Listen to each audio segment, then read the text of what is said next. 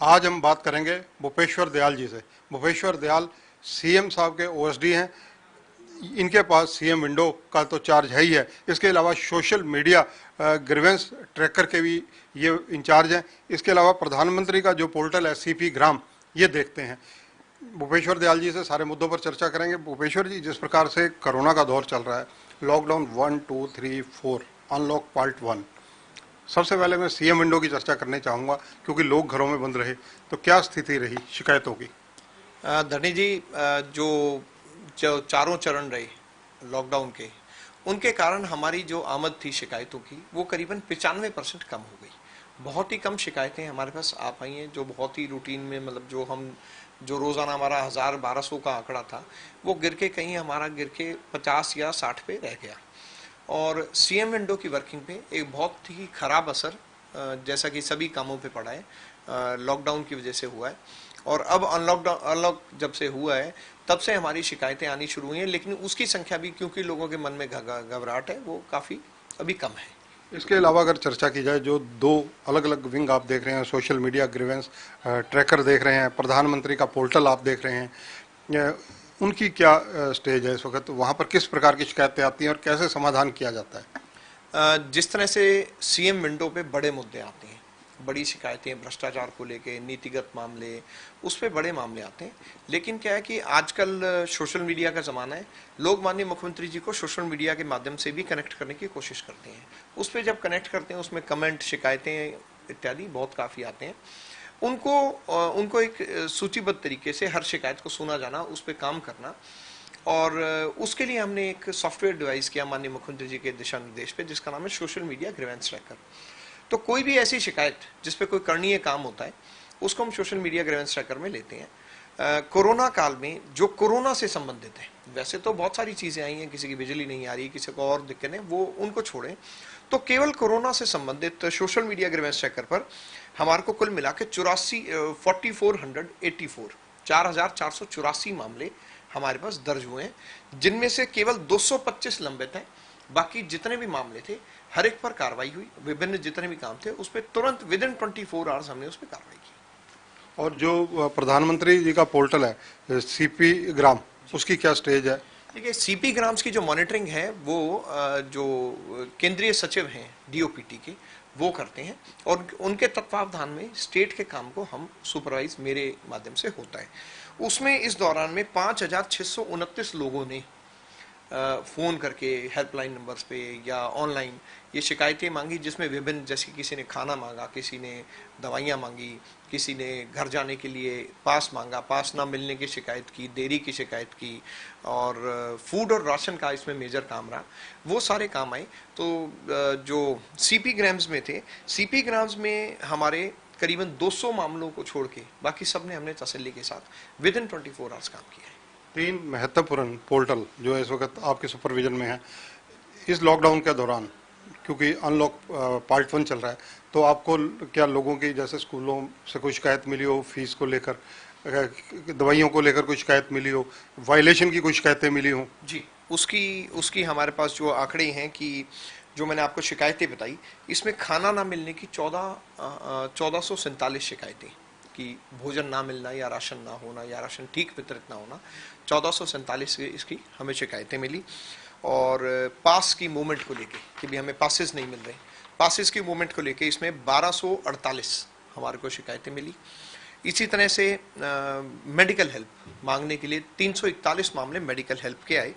और जो कोरोना के दौरान तनख्वाहें ना दी जानी या एरियर ना दिए जाने के जो जॉब रिलेटेड मुद्दे थे, हमारे पास टोटल 560 आए। सफाई से रिलेटेड या सैनिटाइजेशन को लेके शिकायतें भी, सैनिटाइजेशन नहीं हुई तो गलत हुई या उस पर काम नहीं कर रहे, 518 मामला है। जो आपने स्कूल फीस का जिक्र किया, स्कूल फीस के ऊपर बार बार दिशा निर्देश सरकार के विभिन्न किस्म के आते रहे, उनको लेके हमारे पास 237 लोग आए हैं, 237 ओनली, और हमने 100% में त्वरित उसमें कार्रवाई की। इसमें कोई सिंगल भी पेंडेंसी नहीं है।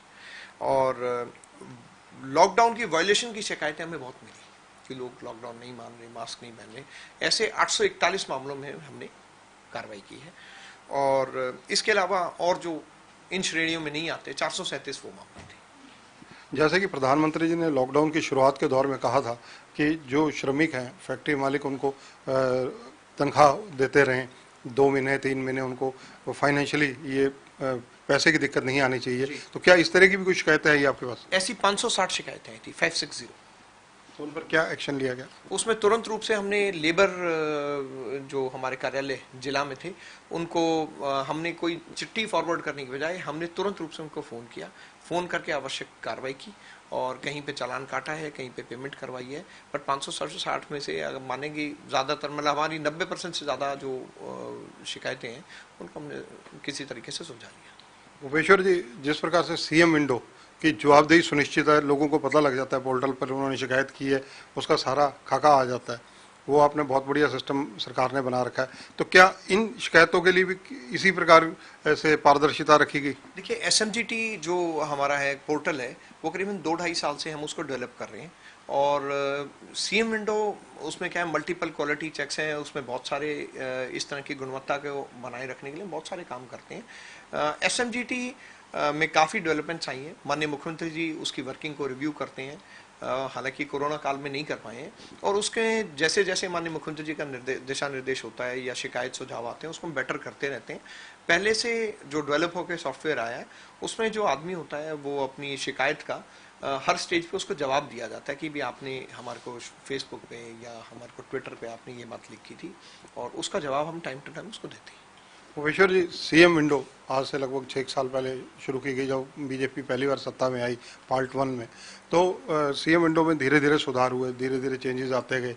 तो सीएम विंडो का जो प्रारूप है, इसको आप किस रूप में देखते हैं कि ये लोगों के लिए एक अच्छा प्लेटफॉर्म है, कैसे कहेंगे? धनी जी, आपकी सूचना के लिए बताना चाहूँगा कि 15 दिन पहले पूरे देश के जो ग्रीवेंसेस पोर्टल थे उनकी रिव्यू मीटिंग, यानी उनकी जो रिव्यू मीटिंग थी हमारे मुख्य सचिव श्री केशनी आनंद अरोड़ा जी की अगुवाई में, हमारे जो केंद्र के जो सेक्रेटरी थे डीओपीटी, यानी जो मानव संसाधन के मंत्री हैं, डीओपीटी के जो मंत्री हैं डॉक्टर जितेंद्र सिंह, और उनके जो सेक्रेटरी हैं उन्होंने इसकी मीटिंग ली थी।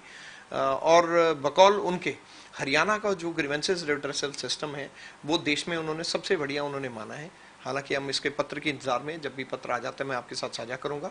और उन्होंने इस बात के लिए कहा कि जैसे ही हमारे को दिल्ली में हालात सामान्य होते हैं, इस मॉडल को पूरे देश में रेप्लिकेट करने के लिए उन्होंने दिल्ली प्रेजेंटेशन के लिए हमें आमंत्रित किया है।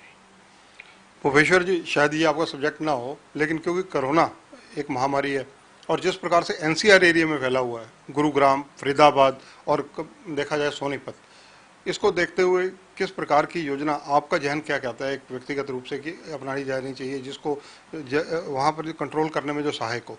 देखिए, सोनीपत मेरा मूल जिला है, मेरे माता पिता परिवार सब सोनीपत ही रहते हैं। व्यक्तिगत रूप से आपने पूछा तो मैं इस बात को लेकर बहुत ज़्यादा चिंतित हूँ कि हरियाणा सरकार ने जितना मर्जी अच्छा काम किया, उनके काम पे पानी फेरने का काम जो दिल्ली सरकार की नाकामयाबी ने किया। हरियाणा में जितने केसेस हैं उनमें से 80% केसेस दिल्ली से आए हुए, जिनकी ट्रैवल हिस्ट्री दिल्ली से है। सोनीपत जिले में, मैं सोनीपत का रहने वाला हूँ, जितना भी कोरोना केसेस आए हैं वो वहाँ के हेल्थ वर्कर्स, सब्जी बेचने जो हमारे यहाँ से लोग गए वो, और पुलिस वाले, 100% केसेस वो हैं। हरियाणा के बॉर्डर खुलने चाहिए या नहीं खुलने चाहिए? देखिए, ये बहुत बड़ा फैसला है, केंद्र द्वारा ये लिया जाना है। हरियाणा के साथ दुविधा ये है कि हरियाणा एक पैसेज स्टेट है। उत्तर भारत हरियाणा को पार करके ही दिल्ली पहुंचता है। इसी तरह से उत्तर प्रदेश के लोग भी हमारे एरिया को यूज़ करके, राजस्थान के लोग हमारे ही लैंड को यूज़ करके दिल्ली आते हैं। तो संघीय ढांचे में हम किसी भी तरीके से उनका आगमन रोक नहीं सकते, ऐसा कानून है, ऐसा हमारा कॉन्स्टिट्यूशन है। हर आदमी का हक है कहीं से कहीं जाना।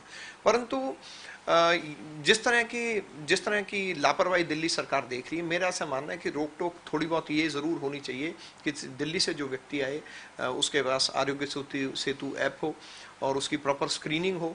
हालांकि रास्ते बंद किए जाना तो मुमकिन नहीं है, परंतु आने जाने वालों के ऊपर एक चेक होना बहुत ज़रूरी है। ऐसा मेरा निजी मत है ये। इसके अलावा अगर राजनीतिक चर्चा की जाए, जिस प्रकार से इनेलो, क्योंकि अभी चुनावों में 4.5 साल का समय हरियाणा की विधानसभा में पड़ा है, बहुजन समाज पार्टी पूरी की पूरी मर्ज करके, यानी दलित वोटें पूरी की पूरी मतलब आकर्षित करने का पर लगे हैं। चौटाला साहब जो हैं इस वक्त के जो बाहर हैं जेल से, और क्योंकि कोरोना के कार्यकाल में सभी को टाइम पीरियड बाहर का किया गया है, तो वो ये सारी मैनेजमेंट कर रहे हैं। कैसे देखते हैं इन चीज़ों को? ये सब अंग्रेजी में कहावत है, 2 odds don't make 1 even। यानी 2 सिफर मिलके भी 1 नहीं बनते। इनेलो और बसपा में बहुत सी समानताएं हैं। आप देखेंगे कि इनेलो तो जो भी राजनीति करते हैं उससे रिजेक्टेड पार्टी है, उसको टोटली रिजेक्ट कर दिया, उसके अपने कार्यकर्ताओं ने छोड़ के एक ऐसा दल बनाया जो आज हमारे साथ सत्ता में भागीदार है, जो बहुत अच्छे से आगे बढ़ता हुआ है। इनेलो एक मरता हुआ कुनबा है, एक ऐसा मतलब कोने में लगी हुई पार्टी है जिसको बस एक मतलब देखा जाए एक हताशा उनके अंदर है।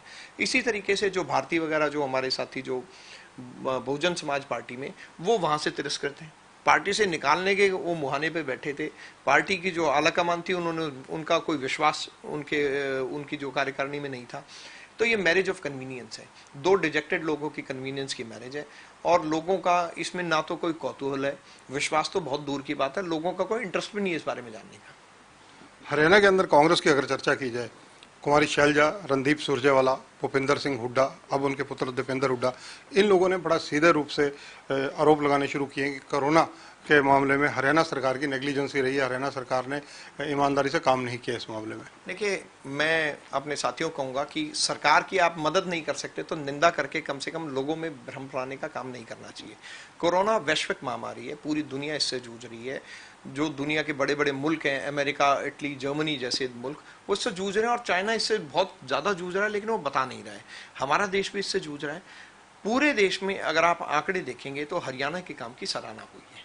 इसमें हम ये नहीं कहते कि केवल हमारा काम है, इसमें सभी लोगों का सहारा है। जो हरियाणा की जो 3 करोड़ जनता है, उनका मिला जुला एक प्रयास है, जो हम कोरोना के खिलाफ युद्ध एक बहुत ही अच्छे तरीके से, आक्रामक तरीके से लड़ रहे हैं। हमारे साथियों को कम से कम ऐसे मौके पे राजनीति नहीं करनी चाहिए। और राजनीति तो यहाँ तो अगर मैं बात करूँ कि अगर पंजाब में एक राशन के ऊपर 4-4 फोटो लगा के देने का काम कांग्रेस पार्टी ने किया। जो लोगों को केंद्र के खर्चे पे जो रेल में बैठ के जा रहे थे, वहां पर जाकर राजा बडिंग जैसे लोगों ने वहां पर जाके लोगों में पर्चे बांटे कि आपको ले जाने का काम सोनिया गांधी कर रही है। ऐसी ओछी और घटिया राजनीति के कारण ही कांग्रेस पार्टी आज वहां है जहां पड़ी है। अगर ये इसी बात को जारी रखेंगे तो आने वाले टाइम में लोग इनको भी फिर भी इनेलो और बसपा की तरह ही कंसिडर करेंगे। भुवनेश्वर जी, इनका कांग्रेस का ये भी एक आरोप है कि स्टूडेंट्स के मामले में, जो नौकरियां देने के मामले में जो सरकार का रवैया ठीक नहीं है। रणदीप सुरजेवाला विशेषकर इस मामले में काफ़ी फ्रंट फुट पे खेल रहे हैं, खुले एलिगेशन लगा रहे हैं हरियाणा सर्विस सिलेक्शन कमीशन पर, और इसके अलावा रिजल्ट नहीं आ रहे। किसानों को लेकर ये आरोप प्रत्यारोप कर रहे हैं। देखिए साहब, जितनी भी भर्तियां हमारी सरकार में पिछले 5.5 साल में हुई हैं, लगभग सभी चैलेंज की गई, किसी में स्टे भी नहीं हुआ। और अगर आप कांग्रेस के कार्यकाल में हुई भर्तियां देखेंगे, 100% स्टेड है। और जिस तरह के फैसले कांग्रेस के विरुद्ध आ रहे हैं, भाजपा की एक उदार नीति है, माननीय मुख्यमंत्री जी का एक उदार मन है कि वो किसी का नुकसान करने में विश्वास नहीं रखते। अभी पीछे देखेंगे तो रणदीप सुरजेवाला जी ने कहा तो एसएससी पे आप आरोप लगाते थे, अभी एक इंटरव्यू दिया है कि भी एसएससी की जो गलतियां हैं उसके ऊपर मिट्टी डालते हुए आप बच्चों के हक में कानून पारित करें। मैं ये जानना चाहता हूँ, सत्ता में भागीदार लोग जो उस टाइम मलाई खाते हुए और पैसे खा खा के लोगों को भर्तियां कर रहे थे, क्या उनके विरुद्ध कोई कार्रवाई नहीं की जानी चाहिए? सिंगल मामला आज तक रणदीप सुरजेवाला जी ना तो दर्ज करा पाए हैं, ना ये दिखा पाए हैं कि कहां पर किस तरह से कोई गलत आचार हुआ है। इस सरकार ने पारदर्शी नौकरी देने का एक काम किया है, जिसका इस प्रदेश में मैसेज है। और कुछ ना मिलने के कारण खिसियानी बिल्ली खंबा नोचे वाली बात है कि सुरजेवाला साहब तो इन्हीं बातों को लेके बैठे रहते हैं। अगर ऐसी कोई बात है, वो कोर्ट जाने के लिए मुक्त है, खुद वकील हैं, आजकल खाली भी है, उनके पास कोई काम नहीं है, कहीं भी मुकदमे फाइल करें और कोई कार्रवाई करवाएं। अब ओम प्रकाश चौटाला जी भी ये कह रहे हैं कि सीएम साहब जो है वो बड़ौदा से चुनाव लड़े, जो विधानसभा खाली हुई है जहाँ चुनाव है, हरियाणा में कहीं से भी चुनाव लड़े, वो लड़ने के लिए तैयार हैं। ऐसा कि ओम प्रकाश चौटाला जी काफ़ी बुजुर्ग हैं और विचलित भी हैं, और ऐसे में कोरोना में उनको अपनी सेहत का ख्याल रखना चाहिए। मैं ईश्वर से उनकी दीर्घायु की कामना करता हूँ।